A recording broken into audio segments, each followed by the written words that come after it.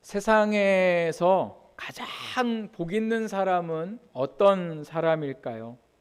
우리가 참 복 있다 말할 때에 도대체 뭐를 가지고 우리가 복 있다고 말할까? 세상에 복에 대한 일들이 참 많이 있습니다. 그래서 제가 인터넷을 검색해 보니까요, 허몽실이라는 여사라는 분이 자기 블로그에다가 뭐가 복이 있는가를 써놓으셨더라고요. 그래서 제가 보니까 그분이 어떻게 써놨냐면, TV에서 복 있는 여자 시리즈를 보았다, 들었다 이렇게 하면서 적어놓으셨어요. 그래서 10대 때 복 있는 여자, 20대에 복 있는 여자, 30대에 복 있는 여자, 40대에 복 있는 여자를 적어놓으셨는데, 10대에 복 있는 여자는요, 아마 학생이라 그랬던 것 같아요. 공부 열심히 안 하고 컨닝하면서 시험 쳤는데 점수 잘 나오면 그게 복 있는 거래요. 또 20대에 성형수술을 했는데 자연적인 미인보다 훨씬 더 자연스럽게 성형수술이 잘 되면 그게 20대에 복 있는 여자고, 30대의 여자 중에 이 남자 저 남자 막 사귀다가 결혼을 했는데 완벽한 남자 만난 여자가 복 있는 여자다. 또 40대에 복 있는 여자는 아이들 교육 신경 쓰지 않았는데 아이가 스스로 공부를 잘해서 명문대에 들어가면 복 있는 여자라는 거예요. 그래서 이 사람이 그거를 기억한 이유가 이제 뭐냐면요, 자기는 10대하고 30대까지 보면 결코 복 있는 여자라고 할 수 없는데 40대가 돼서야 복 있는 여자가 되었다는 거예요. 40대가 돼서 복 있는 여자가 됐다는 건 이 분의 딸이 지금 어떻게 됐다냐면 좋은 대학에 들어가게 됐더라는 거예요. 그래서 자기는 복 있는 여자라는 거죠. 왜요? 자녀가 잘 됐으면 그게 복이 있다 생각하는 거죠. 이분이 쓴 글들을 보면서 제가 생각하는 세상 사람들이 말하는 복은 뭐냐? 운이 좋은 사람을 복이 있다고 하더라는 거죠. 공부 안 했는데 시험을 잘 보는 거예요. 그럼 되게 운이 좋은 거잖아요. 근데 우리가 살다가 보면 운 좋은 사람들이 있어요. 집을 사는데 집이 필요한데 집을 살려고 보니까 집값이 싸. 그래서 집을 샀어요. 그리고서 살다가 무슨 일이 있어서 집을 팔아야 되는데 세상에 집을 팔 때 보니까 살 때보다 집값이 더 많이 올라가 있어요.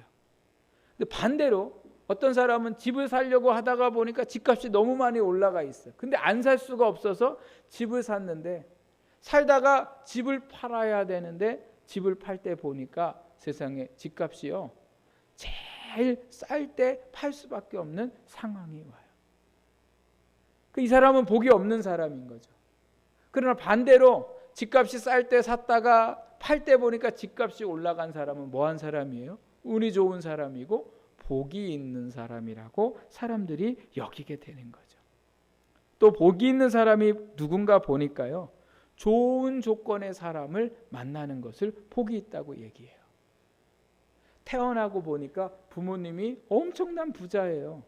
그 사람은 다 뭐라고 얘기해요? 복이 있다고 얘기하죠. 나는 혼자 살 때 엄청나게 고생하고 힘들고 가난했는데 배우자를 좋은 사람을 만났어요. 그래서 그 사람은 뭐라고 얘기해요? 복이 있다고 이야기하는 거죠. 이 밖에도 건강한 사람을 복 있다 이야기하고 출세하고 성공한 사람을 복이 있다고 이야기를 하더라는 거죠.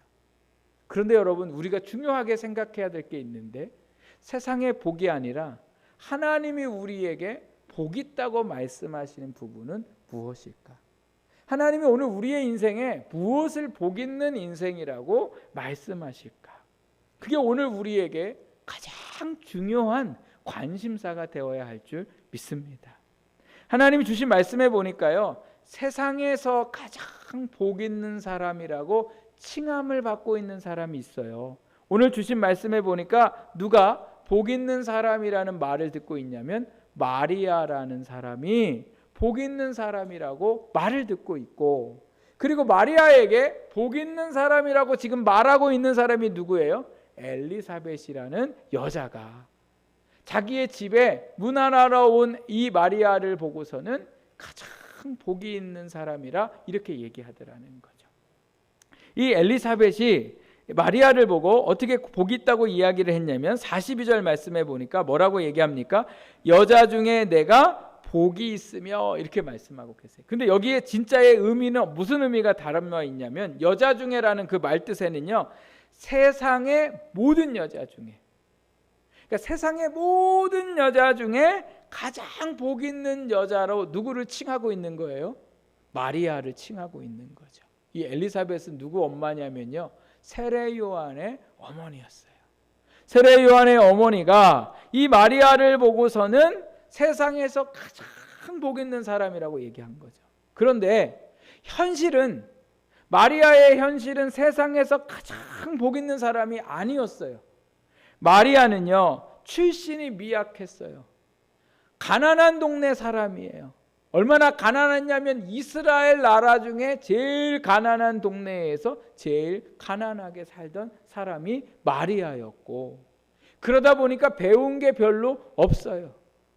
사람들이 다 무시하는 동네에 살았는데 약혼자 요셉도, 마리아가 좀 가난하면 요셉이라도 좀 부유하면 좋을 텐데 요셉의 직업이 뭐였냐면 목수였어요.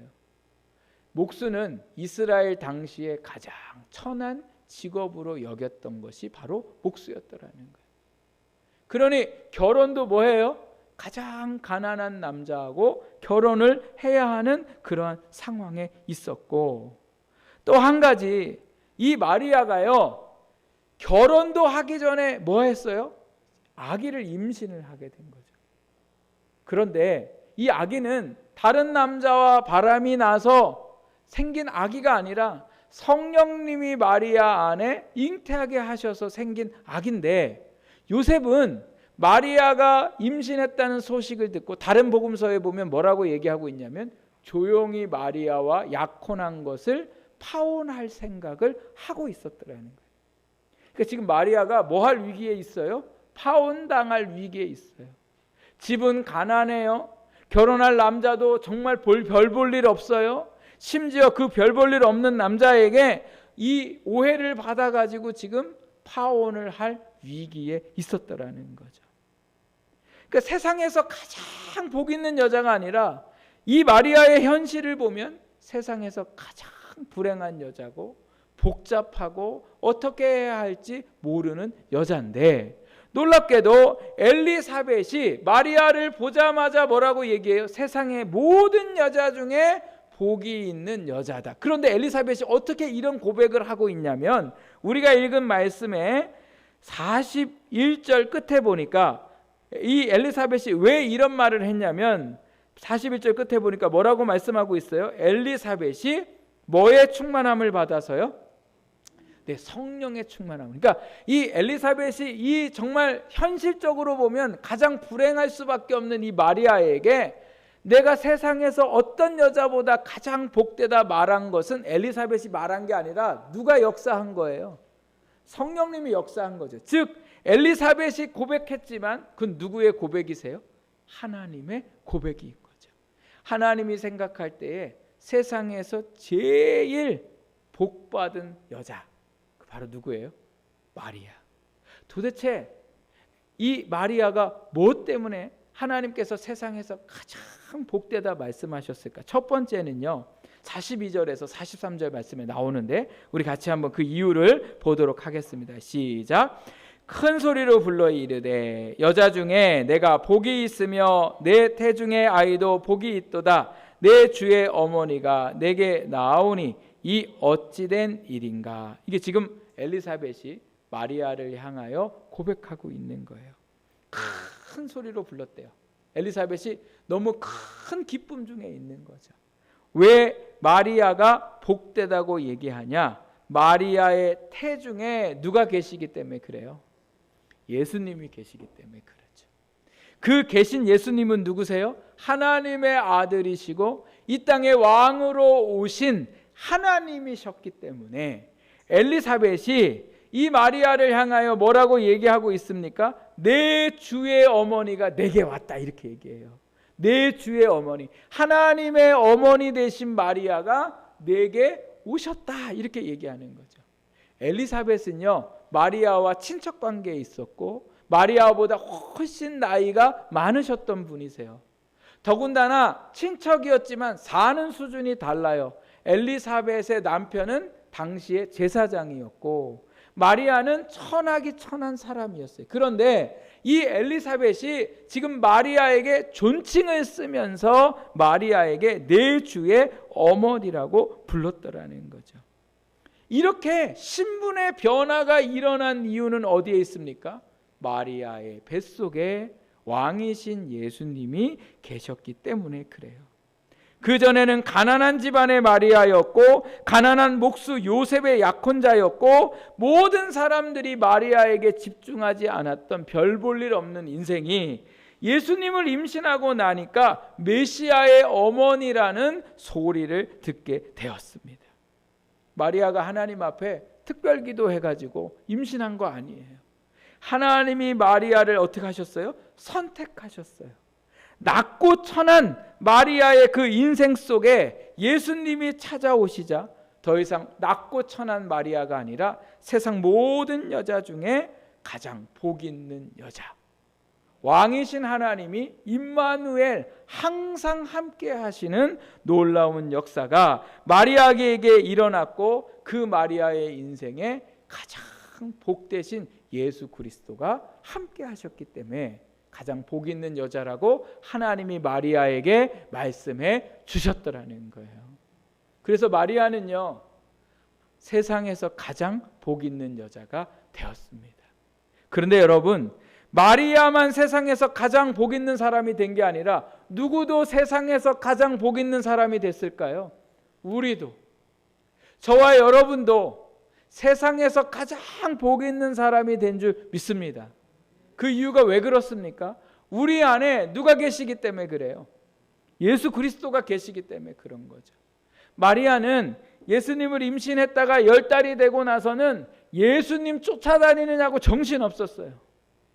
예수님 여기 가시면 여기도 가고 저기 가시면 저기도 가고 예수님하고 함께하고 싶어도 함께할 수가 없었어요. 그런데 지금 저희에게는 예수님께서 승천하시고 예수님의 영을 우리에게 보내주셔서 예수님 되시는 성령님이 우리와 항상 함께 하시는 거죠.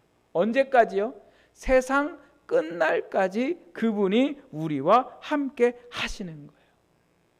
전능하신 하나님께서, 우리를 가장 사랑하시는 하나님께서 어디 가지 않으시고 우리와 항상 우리와 뭐예요? 함께 하고 계시는 거예요.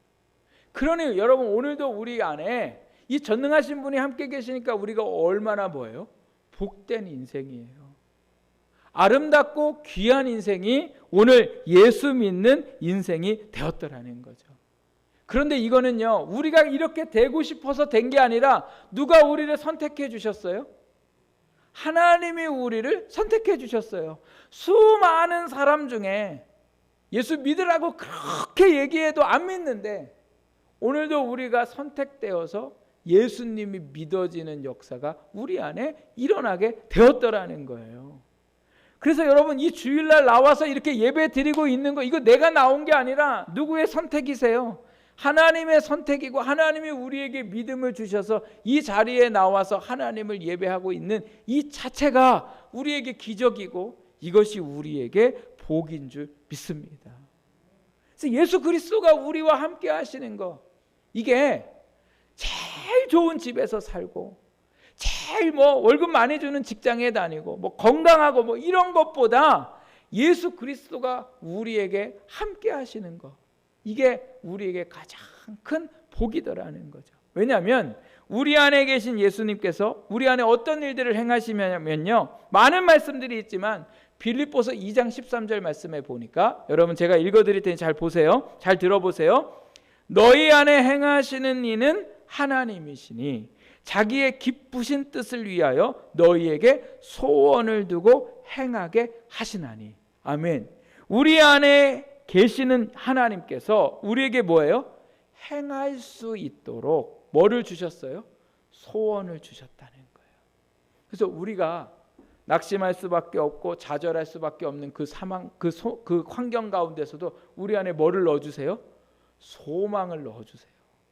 소원을 넣어주세요. 그래서 할 수 있게 하는 그러한 역사가 일어나게 하시더라는 거죠. 또한 뭐라고 얘기하세요? 행하게 하시더라는 거죠. 우리의 힘으로는 어떤 것도 할 수 없는데 우리에게 뭐예요? 할 수 있는, 행하게 할 수 있는 그러한 일들도 우리 안에 계신 예수님께서 하시더라는 거예요. 또 고린도후서 4장 7절 말씀해 보니까 이렇게 말씀하세요. 우리가 이 보배를 질그릇에 가졌으니 이는 심히 큰 능력은 하나님께 있고 우리에게 있지 아니함을 알게 하려 함이라. 우리를 질그릇이라고 이야기했고, 질그릇은 뭐예요? 잘 깨지고 금이 잘 가는 게 질그릇이에요. 그런데 이런 연약한 질그릇 같은 우리의 인생 가운데 누가 오신 거예요? 보배이신 예수 그리스도께서 오셔서 그 보배가 우리에게 뭐가 됐어요? 능력이 되게 하셨더라는 거죠. 그래서 고린도후서 4장 7절 이 말씀 후에 보니까 어떤 말씀들이 나오냐면, 우리가 어떤 인생의 문제로 인하여 우겨쌈을 당하여도, 포위를 당하여도 절대 포위당하지 않고, 누가 우리를 자꾸 넘어뜨리려고 하고 우리를 거꾸로 트리려고 해도 결코 우리가 뭐예요? 넘어지지 않게 하더라는 거예요. 여러분 씨름 보셨죠? 씨름 볼 때 상대방 사람이, 씨름은 어떻게 해야지 이겨요? 씨름 안 보셨어요? 씨름은 어떻게 해야지 이기는 게임이에요. 넘어뜨리려고 얼마나 안간힘을 쓰는지 몰라요. 그런데 그 사람이 버티고 싶어도 상대방이 더 세면 버틸 수가 없는 거죠. 상대방이 더 기술이 좋으면 기술이 안 좋은 나는 넘어질 수밖에 없어요. 연약하니까. 그러나 사단이 우리를 계속해서 넘어지게 하려고 하고 낙심하게 하려고 하고 믿음으로 살지 못하게 해도, 오늘 우리 안에 계신 예수 그리스도가 우리를 뭐하지 못하게 해요? 넘어지지 않게 하시는 역사를 일으키신다는 거예요. 그러니 여러분, 이게 얼마나 큰 복입니까? 우리 날마다 넘어질까 봐 걱정하잖아요. 오늘 우리가 믿음으로 살지 못해서 우리 걱정하잖아요. 승리하지 못할까 봐 걱정하잖아요. 그러나 여러분, 오늘 우리 안에 계신 예수 그리스도가 우리를 승리케 하시는 줄 믿습니다.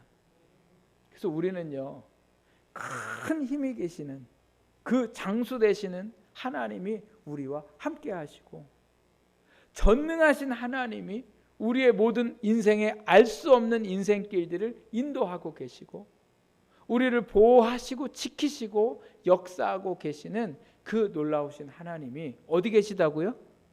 저 하늘에 계신 것도 아니고 저 멀리 계신 것도 아니고 우리 마음에 함께 하시는 줄 믿습니다. 그래서 저와 여러분은요, 복된 사람이라니까요. 아유, 복되긴요. 남들은 넓은 데 사는데 난 내 집도 없고요. 다른 자식들은 잘 돼가지고 월급 부모님 용돈도 많이 드리고 막 이러는데, 어제 어떤 분이 저를 찾아오셨어요. 찾아오셔서 저희한테 성탄절 아이들하고 같이 뭐 식사하라고 돈을 주고 가셨는데, 하여튼 너무 감사했어요. 그래서 아니 안 주셔도 된다고, 그러니까 이제 자랑하고 싶으셔서 오셨어요. 아들이 미국에 있는데 지금 이 코로나로 있는데 하나님이 얼마나 복을 주셨는지, 엄마 쓰시라고 용돈을 보내주셨는데 단서를 꼭 붙였대요. 꼭 목사님 이렇게 같이 맛있는 거 사 드실 수 있도록 그렇게 하라고. 그래서 오셨어요. 아들이 잘 되니까 너무너무 좋은 거예요. 근데 우리 자식을 보니까 용돈은커녕 자꾸 내 돈만 뺏어가. 여러분, 이게 복이 돼요? 안 돼요? 복 안 된 것 같아요. 그러나 여러분, 우리의 자녀의 문제가 있어도 우리 안에 누가 계시기 때문에 우리가 복돼요? 예수님이 오늘 우리의 삶 가운데 역사하시기 때문에 오늘 우리가 뭐예요? 복된 인생이 되었고, 예수님이 함께 계심을 믿을 때에 그 계신 예수님이 오늘 우리의 인생 가운데에 놀랍게 역사하시는 줄 믿습니다. 한번 따라해보세요. 나는 예수님이 계시기에 세상에서 가장 복된 사람입니다. 여러분 믿으세요? 네, 오늘 직분 맡으신 분들도, 또 우리 은퇴하시는 권사님들도, 오늘 우리의 인생에 일하게 하시는 분은 주님이세요. 주님이 계시기에 오늘 이 자리까지 올 수 있었고 그 주님이 지금도 앞으로도 우리의 삶에 역사하실 줄 믿습니다. 그래서 내가 뭐가 있다 없다, 내가 불행하다 아니다가 내 중심이 아니라 주님이 계시기에 오늘 우리의 삶이 복된 줄 믿습니다. 두 번째로요, 오늘 이 마리아가 복된 이유가 어디에 있냐면 45절 말씀 보십시오. 우리 같이 읽겠습니다. 시작. 주님께서 하신 말씀이 반드시 이루어지리라고 믿은 그 여자에게 복이 있도다. 자, 마리아가 복 있는 여자, 세상에서 가장 복 있는 여자가 된 것은 뭐라고 말씀하고 있어요? 주께서 하신 말씀이 반드시 이루어지리라고 믿었기 때문에 그렇다는 거예요. 하나님의 말씀이 그냥 이 책과 같은 성경책에 기록된 말씀이 아니라 이 기록된 말씀이 내 삶에 이루어질 줄 믿는 자가 뭐예요? 복된 거죠. 왜 믿는 자가 복됩니까? 믿음대로 되기 때문에 그래요. 말씀을 믿은 대로 되기 때문에 복이 되더라는 거죠. 마리아에게 천사가 찾아와서 얘기해요. 뭐라고요? 네가 이제 임신할 거다. 그러니까 마리아가 얘기해요. 이런 일이 어떻게 가능합니까? 내가 남자를 알지 못하는데 어떻게 임신할 수 있습니까? 그랬더니 그 천사가 성령으로 너는 잉태할 것이고, 그리고 더 놀라운 이야기를 하죠. 내가 낳을 아이는 이름을 예수라고 하고 그 아이는 하나님의 아들이었고 이 땅을 구원할 만왕의 왕이 될 것을 말씀하죠. 그러니까 마리아가요, 어떻게 이런 일이 일어날 수 있습니까? 천사에게 질문해요. 일어날 수 없습니다. 그러니까 천사가 우리가 읽지 않았지만 37절, 여러분 37절 보십시오. 1장 37절 우리 같이 읽어볼까요? 시작. 대저 하나님의 모든 말씀은 능하지 못하심이 없느니라. 누가 얘기하는 거예요 지금? 천사가 얘기하는 거예요. 야, 네가 인간적인 생각으로 도저히 안 된다고 얘기하지만 하나님의 말씀은 능하지 못하심. 이게 뭐예요? 못하실 게 없으시더라는 거예요. 말씀만 하시면 그대로 이루어지더라는 거예요. 중요한 건 마리아가 이 사실을 뭐 했더라고요? 믿었다는 거예요. 그래서 믿었더니 어떤 역사가 일어나요? 마리아를 통하여 왕이신 예수 그리스도께서 이 땅에 태어나시는 역사가 일어나게 되었더라는 거죠. 거부하거나 안 된다고 하면 하나님의 때가 미루어지거나 아니면 그 일이 다른 사람을 통해서 또한 이루어졌을 텐데, 마리아가 이 말도 안 되는 이야기를 뭐 했어요? 믿었어요. 그리고 하나님은 그것을 뭐라고 말씀하셨다고요? 복되다 말씀하셨어요. 하나님이 복되게 생각하는 사람, 하나님이 복 주고 싶은 사람, 그건 하나님의 말씀을 뭐 하는 사람이에요? 믿는 사람이에요. 하나님이 말씀 한마디로 천지를 창조하셨어요. 애굽에서 10가지 재앙이 일어났을 때에 막 어느 날 갑자기 파리떼가 모여들고 어느 날 갑자기 메뚜기 떼가 모여들었다가 없어지게 하니까 어느 순간 없어져요. 다 그 모든 것들이 뭘로 돼요? 하나님의 말씀으로.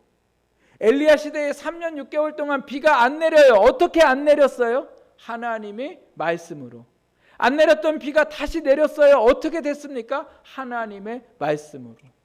노아 시대에 하나님이 이 땅을 물로 심판하셨어요. 하나님이 물로 심판하셨을 때 막 대야에다가 물을 막 퍼가지고 막 부셔가지고 이 땅이 물에 잠겼어요. 하나님이 뭘로 하셨어요? 말씀으로. 그 말씀이 임함에 그게 모든 것들이 이루어지는데, 이 임하는 역사들을 보면 반드시 한 가지가 더 있었다. 하나님의 이 능력의 말씀들이 이루어지는데 반드시 꼭 있어야 할 것, 그게 바로 뭐였냐면 인간의 믿음이었다는 거예요. 모세에게 10가지 재앙이 내릴 거야, 이렇게 하나님이 가서 얘기해라 했을 때에 모세가 하나님 말도 안 되는 얘기를 하세요. 저 이런 얘기 했다 가서 맞아 죽을 수도 있어요. 이렇게 얘기 안 하고 뭐예요? 말씀을 믿고 선포했더니 말씀대로 되었더라. 엘리야가 3년 6개월 동안 비 안 내릴 건데 이렇게 얘기를 했을 때 안 믿었으면 뭐예요? 하나님의 말씀의 역사가 일어나지 않는 거죠. 엘리야의 때도 모세의 시대에도 여호수아 시대에도 모두 다 신약 시대에도, 그래서 예수님이 하신 말씀이 뭐예요? 내 믿음대로 될지어다. 여러분, 믿음은요 율법이 아니에요. 내가 뭔가를 하는 게 아니에요. 믿음은 뭐예요? 받아들이는 거예요. 말씀을 믿는 거예요. 그 말씀이 있을 때 어떤 일들이 일어나요? 우리 안에 말씀대로 이루어지는 역사가 일어나게 되는 줄 믿습니다. 지금도 그 기적 같은 일들이 일어나고 있어요. 누구에게? 하나님의 말씀이 전능하신 말씀임을 믿고 믿음대로 살아가는 사람에게 그 말씀은 이루어지는 거죠. 예수님이 우리에게 시험에 들지 않는 방법을 가르쳐 주셨어요. 어떻게 하래요? 시험에 들지 않도록 깨어 기도하라고 하셨어요. 좋은 방법 아니에요? 여러분, 결혼을 했는데, 우리 여기 새신랑 새신부가 있는데, 결혼했는데 맨날 시험에 들어. 서로 불행하잖아요. 시험 안 들기 위해서, 가정에서 시험 안 들고, 자녀로 인해 시험 안 들고, 사업하는데 시험 안 들게 하나님이 오늘 예수님을 통해서 우리에게 가르쳐 주신 방법이 있어요. 이렇게만 하기만 하면 시험에 안 들어요. 그 방법이 뭐라고요? 깨어 기도하라는 거예요. 그러면 오늘 우리가 그 말씀이 우리에게 시험에 안 들게 하시는 말씀인 줄 믿는다면 우리는 뭐 하고 있어야 돼요? 지금 뭐 하고 있어야 돼요? 그냥 기도하는 게 아니잖아요. 뭐예요? 깨어 기도. 이 깨어 기도가 뭐예요? 피곤한 거예요. 지금 기도하기 싫은 거예요. 몸이 너무 어려운 거예요. 괴로운 거예요. 바빠요. 그런데 뭐 하라는 거예요? 깨라는 거예요. 깨라는 거예요. 깨야 뭐예요? 기도하고 시험에 안 들게 되는 거예요. 근데 우리는 어떻게 해요? 시험에 들는 있을 수밖에 없어요. 왜? 깨어 기도하지 않으니까요. 말씀이 문제가 아니라 누가 문제예요? 말씀이 없는 우리가 문제예요. 말씀을 믿지 않는 우리가 문제더라는 거죠. 여러분 한번 생각해 보세요. 지난 주 동안 내가 믿어야 할 말씀이 있었나 없었나? 하나님은 오늘 우리에게 지난 주 동안 우리에게 주신 말씀이 있습니까 없습니까? 예? 주일날도 제 설교를 통해서 여러분에게 하나님의 말씀을 주셨고 아예 이 성경 말씀을 우리에게 매일 읽으라고 우리에게 주셨어요. 그런데 말씀이 무슨 말씀이 있냐고 물어보면 말씀이 없었어요. 왜요? 말씀을 안 믿으니까. 말은 말씀을 믿는데 근데 말씀이 이렇게 말씀하셨는데 내게 주신 말씀으로 우리가 믿지 않으면 이 말씀들의 역사는 우리 안에 결코 뭐예요? 일어날 수 없더라는 거예요. 하나님의 역사가 어떤 분에게는 정말 상상할 수 없는 그런 방법으로 역사하시는 경우도 있어요. 뭐 진짜 막 성령님이 내 안에 들어오셔서 막 울고불고 뭐 떼굴떼굴 굴르고 아니면 어떤 분들은 막 모든 것이 막 천국과 같이 보이고 아름다워 보이고 막 이런 성령의 역사를 경험하게 되고 그러나 여러분 이거는 단 이례적인 일들이 많고 어떤 분들에게는 평생 이런 거 경험하지 못하고 주님 오시는 그날까지 신앙생활 할 수 있어요. 그러나 여러분 그런 걸 경험하고 안 경험하고 중요한 게 아니라 성령님과 하나님의 말씀은 오늘 여전히 우리를 기적의 삶으로 이끄시더라는 거예요. 어떤 사람에게? 말씀을 읽고 그 말씀을 믿는 사람에게 무슨 불이 임하고 이런 게 임하지 않아도 그러니 오늘도 우리가 어떻게 해야 됩니까?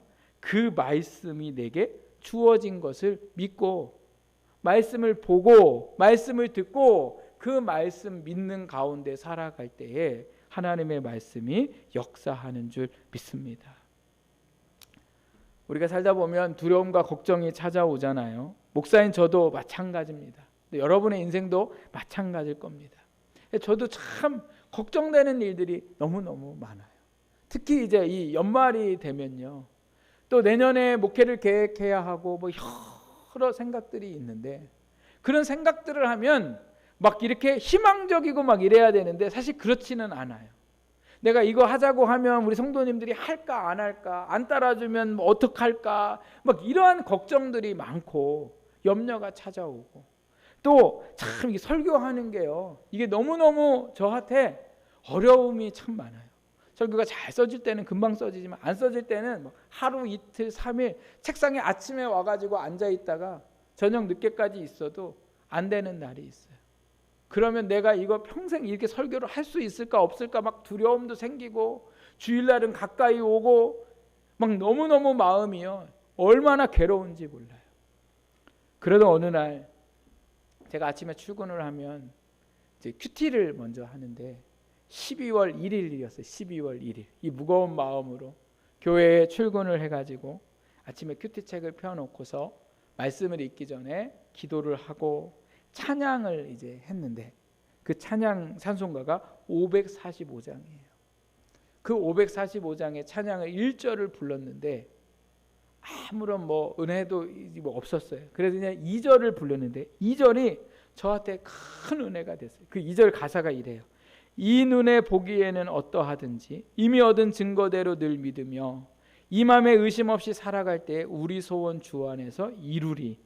걸어가세 믿음 위에 서서 나가세 의심 버리고 걸어가세 믿음 위에 서서 눈과 귀에 아무 증거 없어도. 이 가사가 저한테 은혜가 된 이유는요, 이 눈에 보기에는 어떠하든지, 이게 다 뭐예요? 눈에 보이는 건 전부 걱정이에요. 그래도 그 걱정이든지 어떠든지 중요한 건 뭐냐? 이미 얻은 증거대로 믿으라는 거예요. 하나님이 내게 주신 말씀을 믿으라는 거예요. 그러면서 이 마음에 의심 없이 살아갈 때에 우리 소원 주 안에서 이루리. 이 마음에 의심 없이 살아갈 때가 뭐예요? 말씀이 된 대로 내게 이루어질 줄 내가 의심하지 않으면 우리의 소원이 주 안에서 뭐 한다고요? 이룬다는 거예요. 이거 누가 이루시는 거예요? 주님이 이루신다는 거예요. 이 찬양을 부르니까요, 그 무거웠던 마음들이 다 눈 녹듯 사라져 버리고 제 안에 기쁨이 넘치고, 그 다음에 이제 말씀을 읽기 시작했는데 그날 말씀이 바로 뭐였냐면 디모데후서 1장 7절 말씀. 그런데 그 1절부터 7절 말씀을 읽는 동안 7절 말씀이 저에게 큰 은혜를 주셨어요. 하나님이 우리에게 주신 것은 두려워하는 마음이 아니요 오직 능력과 사랑과 절제하는 마음이니. 두려워한 마음은 누가 주신 게 아니래요? 하나님 안 주신 거래요. 두려워한 마음은 누가 준 거예요? 사단이 준 거죠. 하나님이 우리에게 주신 마음은 뭐예요? 능력이래요. 능력. 뭔가를 할 수 있게 역사하시는 하나님의 능력. 여러분 믿으세요? 내게 능력 주신 거죠. 그러니까 내가 하는 게 아니라 누가 하시는 거예요? 능력자이신 하나님이 하시는 거고. 그 다음에 뭐 주셨대요? 사랑을 주셨고. 그 다음에 뭐 주셨대요? 절제할 수 있는 능력도 주셨다는 마음. 여러분 절제, 능력보다 절제는 더 어려운 것 같아요. 근데 이 모든 것도 하나님이 우리에게 주셨다는 거예요. 자, 여러분, 제가 이 말씀을 읽고 찬양을 부르면서 제가 완전히 아침에 오기 전에 지신규와 그 말씀과 찬양을 하고 난 후에 지신규는 완전히 달라졌어요. 환경은 전혀 바뀌지 않았지만 환경 안에 있는 제가 바뀌니까 그 하루가 얼마나 감사한지. 하는 것마다 두려워서 못할 수 있는 게 아니라 하나님이 하게 하실 게 믿어지니까 계획이 생기고 그 모든 것들을 할 수 있게 하셨더라는 거예요. 자, 그런데 여러분 여기 중요한 게 있어요. 12월 1일 제가 하나님의 말씀을 읽지 않았으면, 하나님의 말씀을 묵상하지 않았으면 그 12월 1일은 저에게 하루 종일 어떤 하루였을까요? 두려움의 하루예요. 걱정의 하루예요.